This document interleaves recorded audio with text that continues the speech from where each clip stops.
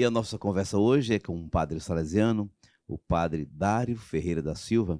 Ele nasceu em Lavras, no sul de Minas, pertence à província salesiana de Belo Horizonte. Padre, seja bem-vindo, padre Dário. Tudo em paz com você? Muito obrigado, tudo em paz. Ou querendo, né? Que as coisas fiquem em Ô, padre, paz. você trabalha atualmente, não é em Minas, né? Não, hoje eu trabalho em Goiás, numa cidade rural, Silvânia. Eu falo rural porque lá é a cidade dos agricultores, dos plantadores de soja. Ah, é? Uma cidade pequena, 20 mil habitantes, nós estamos lá. E lá tem uma comunidade salesiana. Tem uma comunidade salesiana. Tinha um colégio agrícola, uma escola agrícola, e hoje só a paróquia. Perfeito. E o senhor passou pelo Nordeste na formação, não me lembro de ter... Foi É. tempo bom, né, João Carlos?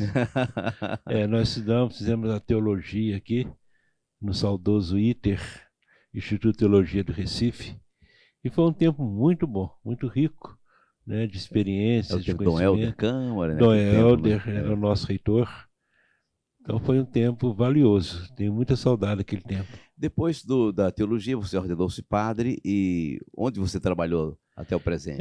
Logo depois da ordenação, eu fui trabalhar em Araxá, uma cidade de Na terra Dona Minas, Beija, hein? terra de Dona Beija, E lá eu fiz uma experiência paróquia e colégio, mais na paróquia, né? Depois fui para Goiânia, fiquei 8 anos em Goiânia e fui trabalhar depois em Belo Horizonte com meninos de rua. Uma experiência muito bonita, muito rica, muito triste, né? Porque você entra em contato com as crianças que estão vivendo na rua, em situação de risco social. E foram 15 anos, né? Tentando resgatar esses meninos, dar a eles um futuro, ou pelo menos mostrar, né, a possibilidade de um futuro feliz. Então foi uma experiência sofredora, mas rica também em termos de pastoral, né, de trabalho de igreja. E os salesianos na província de vocês, que é Belo Horizonte, Minas, Espírito Santo, Distrito Federal, Goiás, Goiás e Tocantins. Tocantins também. É. Continuam trabalhando junto ao menino pobre?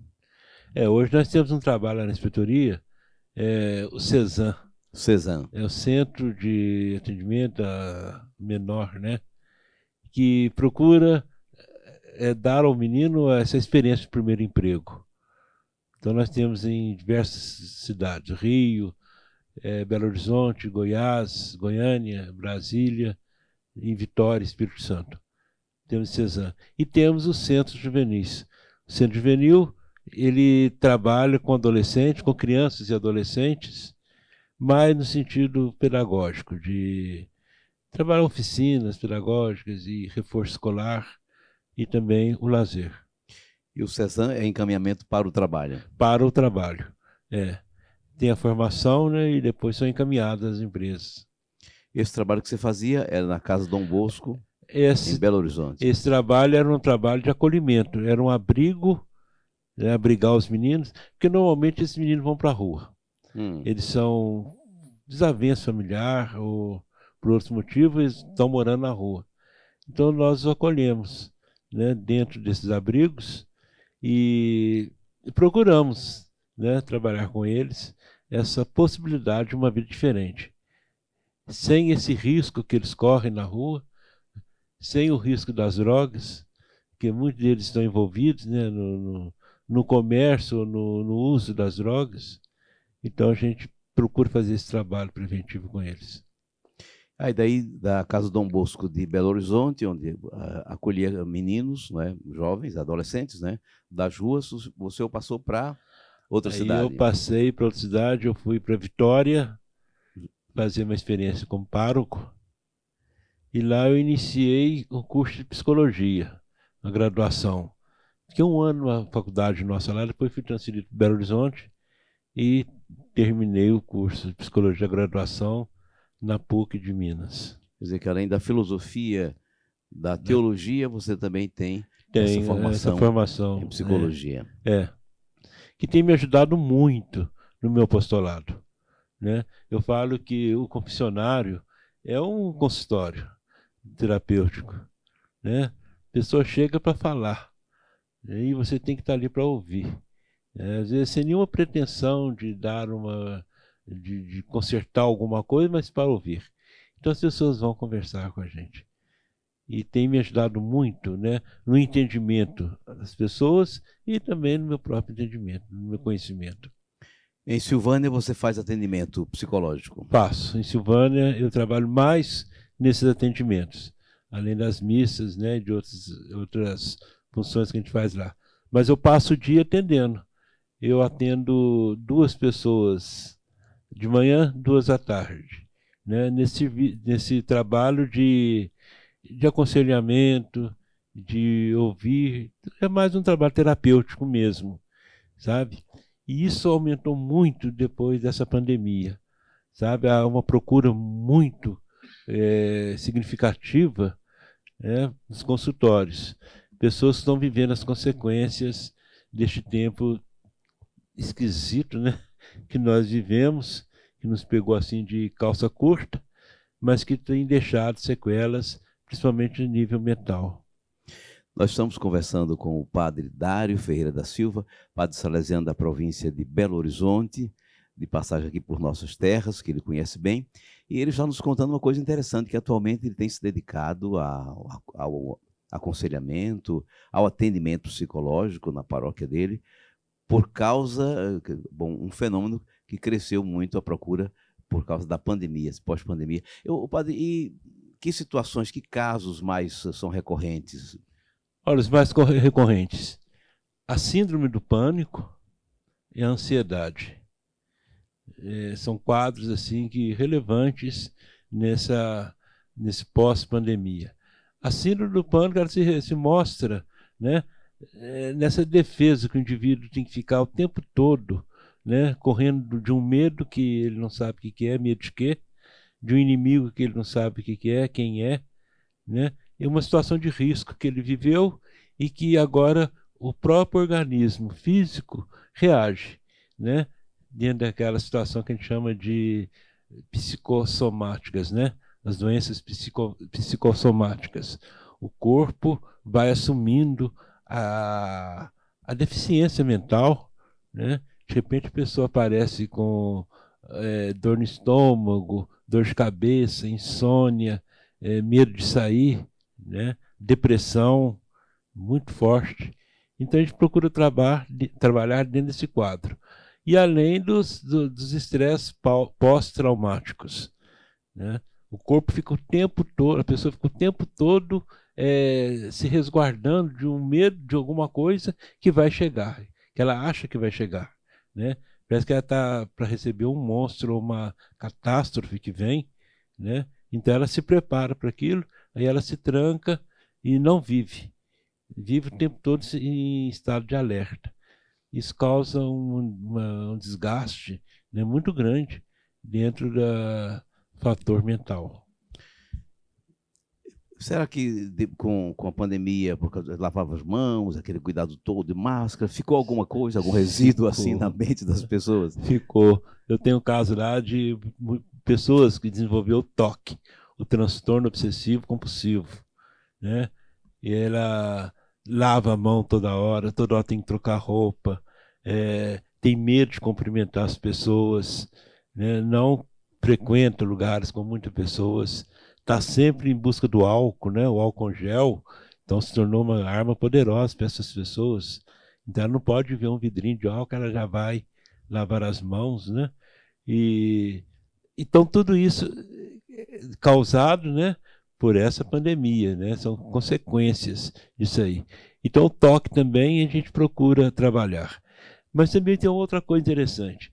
Essa pandemia, ela veio forçar uma mudança cultural. Você sabe que para mudar uma cultura, existe tempo, né? É um tempo longo, uma cultura ir se mudando. E nós tivemos que mudar a nossa cultura de repente.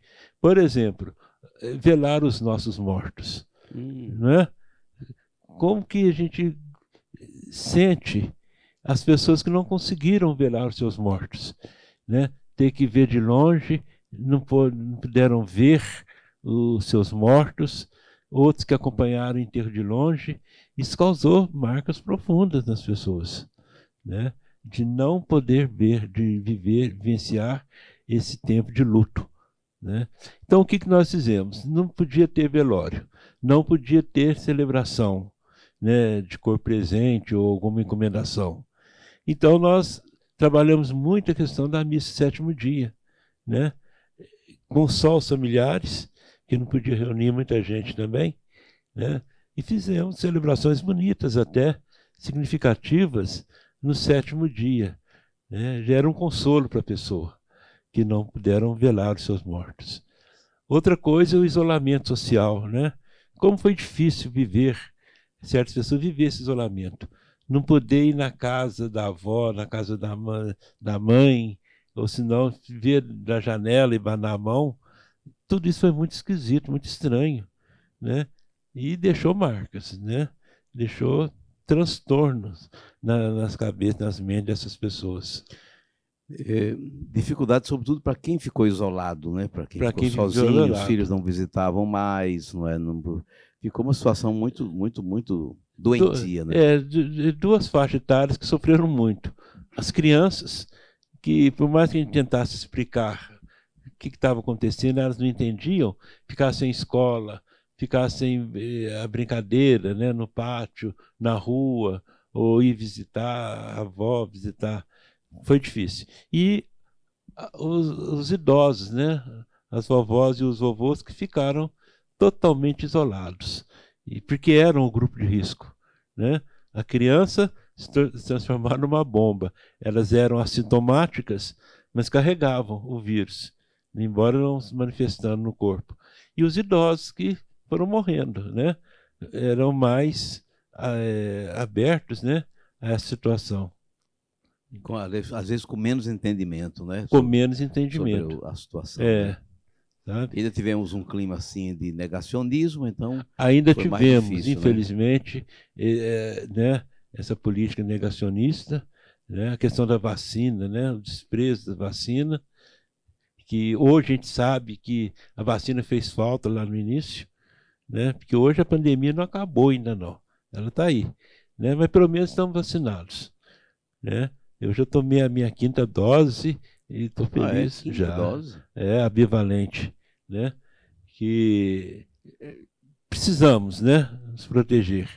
Mas houve aquela política, né, de negar a vacina, de não querer comprar a vacina, de achar que era uma gripezinha, né? Então tudo isso prejudicou muito, sabe? Hoje nós temos gente que ainda não tomou a vacina e disseram que não vão tomar, porque ainda estão fazendo a experiência da cloroquina e de outras coisas que foram citadas na época, né? Então, infelizmente, nós somos prejudicados por essa política que deveria vir lá de cima, né? Como um reforço, como uma proteção, como incentivo a procurar o tratamento, e não negada como foi. Temos muita gente com quadros de ansiedade, não é? Ansiedade. E como é que trata isso? Ansiedade. O que é ansiedade? É antecipar uma coisa que ainda não aconteceu, né? Então a gente tem uma corrente na psicologia, a cognitiva comportamental. É uma corrente nova que está surgindo. Não é a psicanálise, não é o comportamental de Skinner, mas está chegando aí a cognitiva comportamental. O que é isso? Você faz a pessoa, primeiro, entender o que está acontecendo. Ela tem que conhecer, né, a origem do seu medo, da sua ansiedade. Ela tem que saber que está passando por aquele problema. E, a partir daí, tentar mudar o comportamento. Ela tentar mudar o comportamento.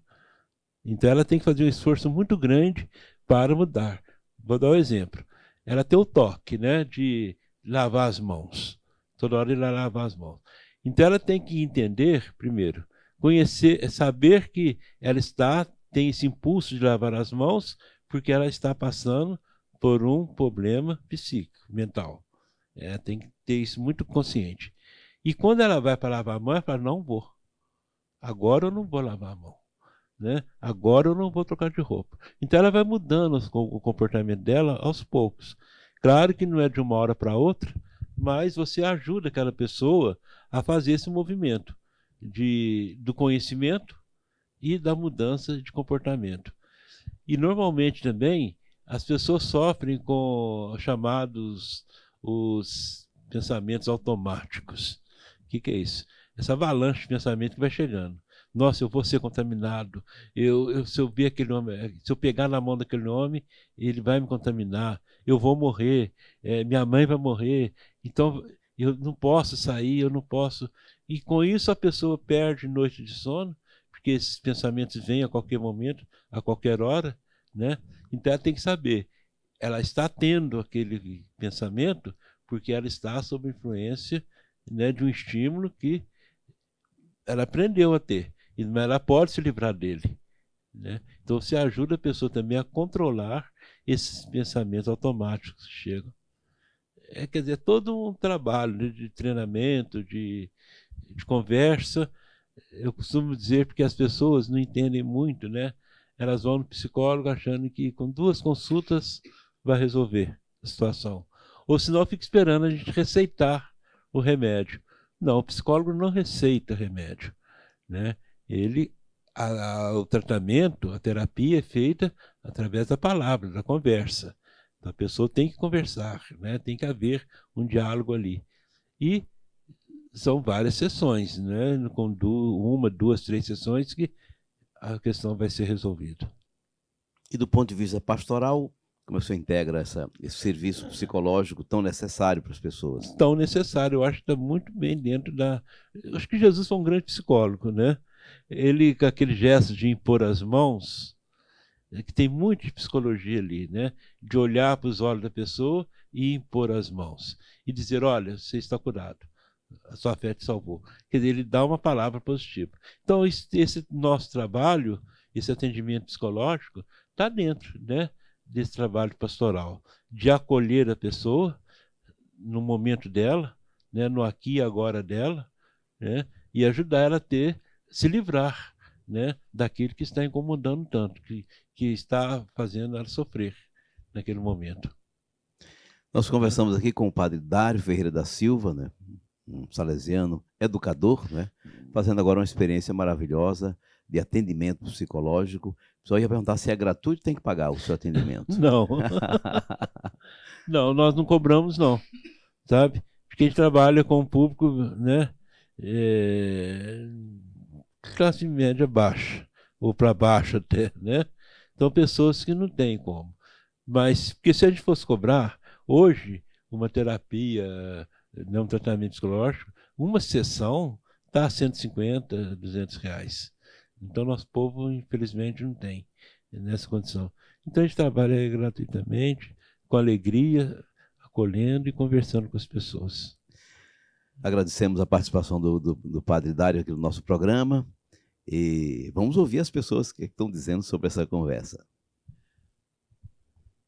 Eu que agradeço muito essa oportunidade de estar aqui com você, João. Você sabe que você está aqui dentro do meu coração. Né? Muito obrigado. Você foi um exemplo assim, para a gente de compromisso com o Evangelho, com a comunicação. E a gente reza para que você continue sendo esse João Carlos tão querido, né, pelos seus ouvintes, seus leitores, pelos seus fãs. Continue assim, tá? Obrigado.